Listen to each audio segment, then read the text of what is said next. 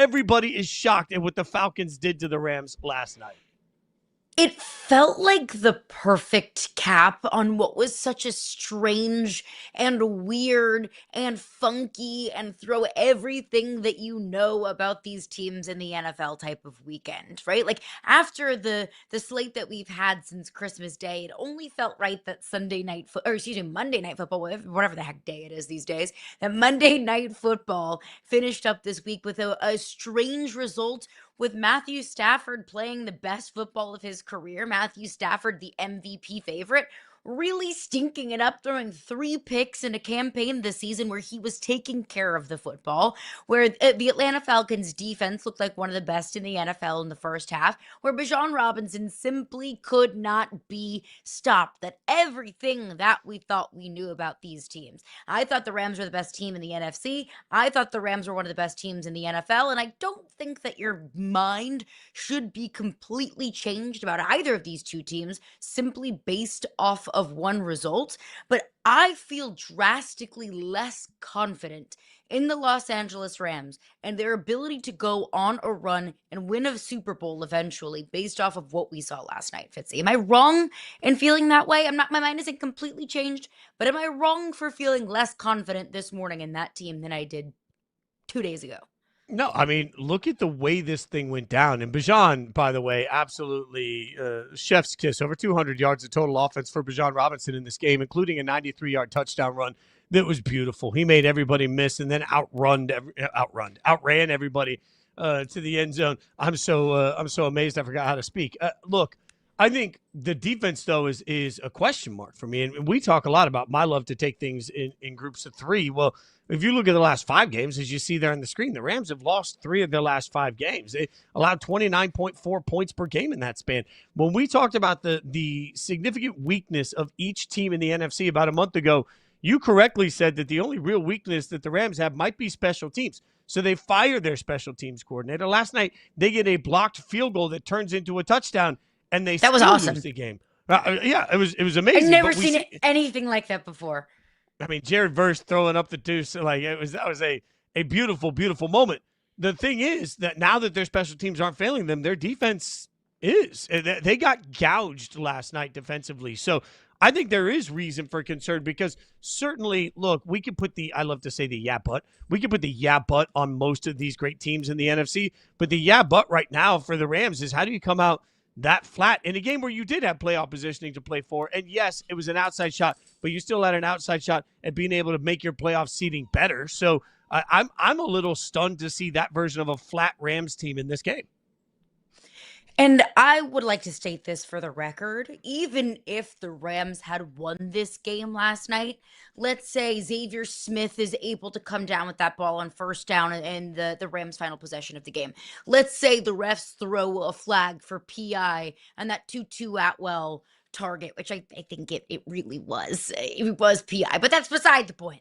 If Puka Nacua comes down with what could have been one of the most remarkable catches that I have ever seen on the sidelines. And I really thought that was a catch. I was incredibly emboldened that I thought it was a catch until they showed one of those angles and the ball just barely moved. And I thought, what a bummer. I feel like that should stand just because it was cool. Like if any of those things went the Rams' way and the Rams ended up winning that game, I would still share those concerns because I don't think that results should be the most important thing over process. But when we're talking about concern for the Rams, we're talking about some warts that have shown in this team over the last several weeks. Because like I said, I don't want to overreact to just one result, but it's not just one result for the Rams. They've lost 3 out of their last 5, and that's including on the road at the Carolina Panthers. And look, the Carolina Panthers might be a playoff team, but the Rams are a better team than the Panthers. The Rams are not peaking at the right time. In fact, they're kind of limping down the stretch. So it's not just one result. But I think we also have to point out here, the Rams were without 2 of their 5 starting offensive linemen. The Rams didn't have Devontae Adams. And and they also were down to third string members of their secondary. And what were the Rams' biggest issues last night? Well, they couldn't get the run game going. If your offensive line is at full strength, well, then maybe that story is different. Anyone outside of Puka Nacua struggled to make plays in the passing game. Okay, well, you add in Devontae Adams, it would be fair to think and to rationalize that the pass game looks better once you add Devontae Adams back in. Defensive injuries, the same way. I mean, that Falcons team should not have been carving up that Rams defense the way that they did, specifically in the first half. So I think there's two ways to look at it. One, the Rams are limping down the stretch, and the Rams don't look like the most dominant team in the NFL like they looked for so long. But also, there are several things that you can point to say that's why they don't look this way. It's amazing how standing around and looking at a ball in the end zone that was recovered on a Thursday night football game for the winning 2-point conversion is the difference between playing for a 1 seed, like Seattle is doing, or finding yourself battling for the 5th or the 6th seed. That is this game. That is just absolutely this season in the NFL. So let me ask you, I mentioned the yeah buts. Now that we've got all of it laid out, the NFC West is absolutely epic. We know that. The Rams, we're talking about them like they're a fail, but they're 11-5, right? We've got the 49ers taking on the Seahawks, and a winner gets the number 1 seed in the NFC matchup this weekend. Which of those 3 teams, Seattle, San Francisco, or the Rams, do you think can best go on a long playoff run? I still think it's the Rams. No, I knew you were going to do it. I knew it. Is that icky for me to say after they got worked by the Falcons and went down 21-0? Like, is that ridiculous for me to say? I do think if I had to pick a team that goes furthest in the NFC, I do think that team resides in the NFC West. If you want to say it's the 49ers, if you want to say it's the Seahawks, I don't think you're wrong because I trust any of these 3 teams. But when it comes down to it, I was kind of mentally battling between the Rams and the Niners. And the difference for me is I don't believe in the Niners defense, how they're playing right now. Right now, the Niners' best defense is the way that their offense is playing.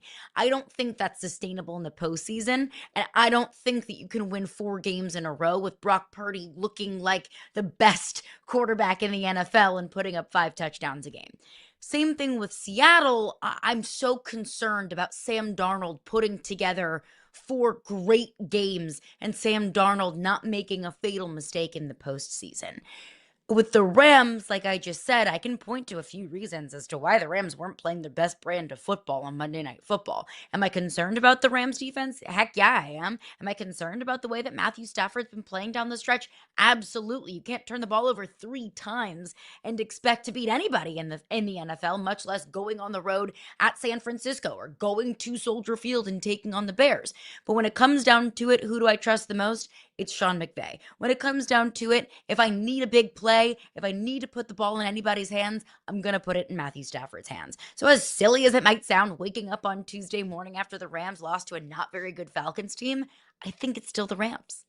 Yeah, the thing of it is, I think wherever you walked into this, nothing has changed your opinion on it in general, you as in all of us, because I can't get past the lack of a pass rush from the 49ers defensively. Like, I have so much respect for the job that Shanahan has done and for the offense for the 49ers. I can't get past that. So now I'm just suddenly looking at like, all right, this is really a Rams versus Seahawks conversation, right? Like, to me, I came into all of this saying, I think I prefer the Seahawks in it, but you're right. I'll call myself out for it. Like, I love proof of concept. When have we ever seen Sam Darnold go in and have that moment, or Mike McDonald either, like their head coach? Like, we've seen the Rams. Like, look at the way the playoffs, if the playoffs started today, the Rams did have a first-round matchup in Philadelphia. I think we all know that against this version of the Eagles team, considering the Rams' fight last year in the snow against that version of the Eagles team, yeah, the Rams can beat the Eagles. And then the Rams would get the Seahawks. We've seen how crazy those Rams-Seahawks games are. So I think you're probably right. Wildly, I'm not sure that even though all of this has looked a little broken for the Rams, I'm not sure they aren't still the favorite.